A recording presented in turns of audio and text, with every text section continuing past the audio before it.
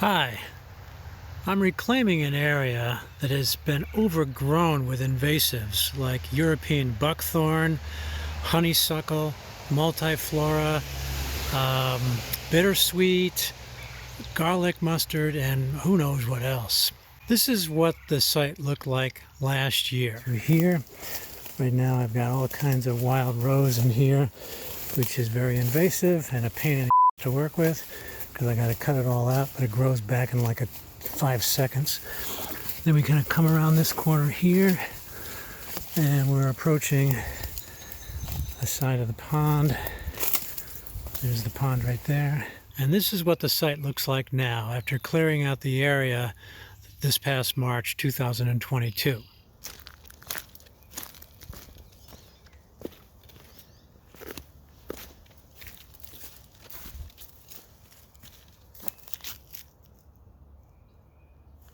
I'm going to replant the area with native graminoids, which are rushes, sedges, and grasses, and native wildflowers. All selections will have a high wildlife value.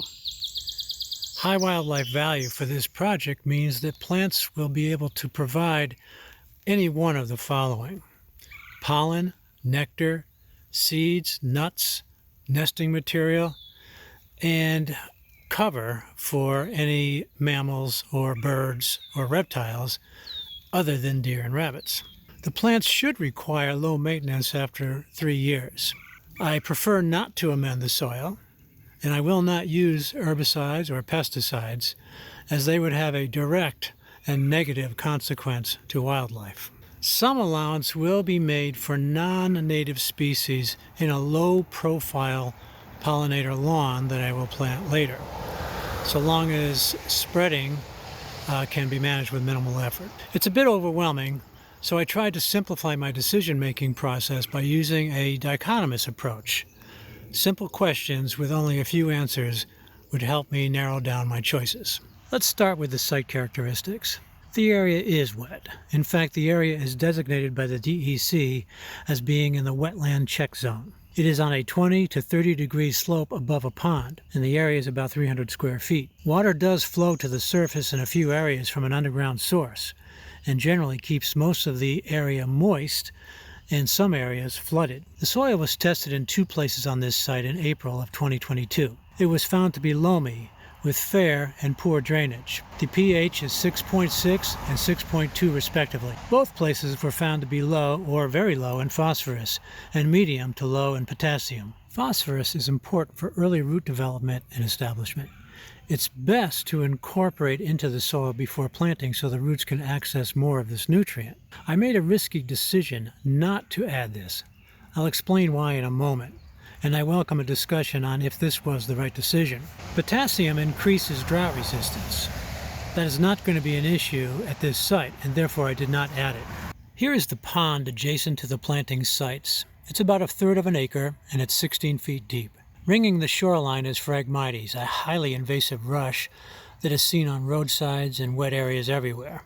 The pond has severely eutrophied over the years, so much so that when I kayaked to the middle 3 years ago, the tape measure hit soft bottom at 9 feet. At that time, the pond was covered with duckweed. It looked like a putting green. The pond was starving for oxygen. None of the muck was digesting. I installed an aerator, and within a year the duckweed was gone.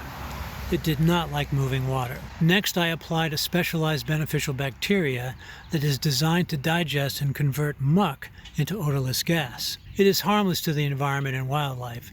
It seems to be working, but the jury is still out. So back to phosphorus. It is one of the main chemical elements responsible for the growth of unwanted water vegetation in our lakes and rivers.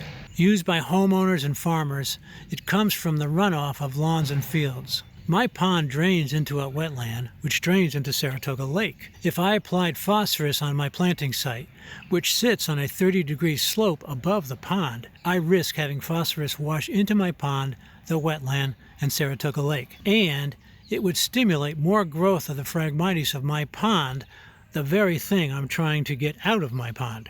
In making my graminoid selections, the grasses, sedges, and rushes, I asked 4 questions. 1. Which local nurseries sell graminoids and which graminoids do they sell? 2. Which graminoids are native to our region? 3. Which graminoids prefer moist soils and are flood tolerant? 4. Which graminoids provide high wildlife value? I chose 7. Tufted hairgrass, Deschampsia cespitosa. It's larval food for several butterflies, including the umber skipper. Prairie dropseed, Sporobolus herteolepis, and fox sedge, Carex vulpinoldia. Birds love them, and they are deer resistant. Indian grass, Sargastrum nuntus. At 8 feet, it's the tallest of my choices, and it provides seeds for small mammals and birds, as well as nesting materials. It is a larval host for the pepper and salt skipper butterfly. Butterflies love it, deer do not. Shallow sedge, Carex laruta, and longhair sedge, Carex comosa. They are host plants of the eyed brown butterflies and several species of skippers and moths. Wetland birds feed on the seeds. Deer don't like them. Soft rush, Juncus effusus. It attracts pollinators, but not deer. In making my wildflower choices, I asked the same 4 questions and chose 12 plants. Cardinal flower, Lobelia cardinalis, northern blue flag, Iris versicolor, and great blue lobelia, Lobelia syphilitica. They are all very showy flowers and love water, so I planted them on the shore in the water. The cardinal flower is loved by ruby-throated hummingbirds, swallowtails, and sulfur butterflies. It is deer resistant. The iris and the great blue lobelia attract butterflies and hummingbirds. The iris also appeals to bumblebees and large carpenter bees. Coneflower, Echinacea purpurea. Native bees, butterflies, and skippers seek its nectar. Caterpillars of the silvery checkerspot butterfly and several moths feed on the foliage and flowers. It's a host plant for the checkerspot butterfly, and it's deer resistant.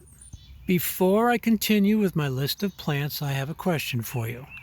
How many caterpillars does a clutch of chickadee babies feast on between hatching and taking flight? Would you guess 500? Or 2,000? Or maybe 5,000? Or maybe 9,000? I'll give you the answer in a minute. Back to my choices. Brown-eyed Susan, Rudbeckia triloba. Native bees, beneficial wasps, flies, beetles sip the nectar and forage for pollen. Songbirds love them.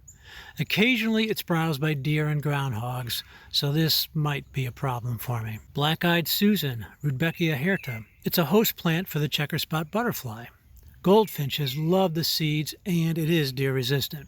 Mountain mint, Pycnanthemum virginianum, and false aster, Belonia asteroides. Both attract bees, wasps, flies, small butterflies. Beetles are attracted to mountain mint, and skippers and moths love false aster. So, how many caterpillars do baby chickadees eat before they leave the nest? If you guessed around 9,000, you were correct. Many of the plants I've selected will be very beneficial to them. Here are my remaining plant choices. Blazing star, Liatris spicata. This, like coneflower, is a real all-purpose plant. It attracts everything except deer with a buffet of nectar, pollen, and seeds, and it gives until winter. The same might be said of swamp milkweed, Asclepias incarnata. The list of beneficiaries is long. Yellow and black monarch butterflies feed on the foliage. Monarch, red admiral, American lady, painted lady, swallowtail, fritillary, and hair-streaked butterflies, bumblebees, hummingbird moths, and ruby-throated hummingbirds all seek its nectar. Sneezeweed, Helenium autumnal, and bee balm, or wild bergamot, Monarda fistulosa.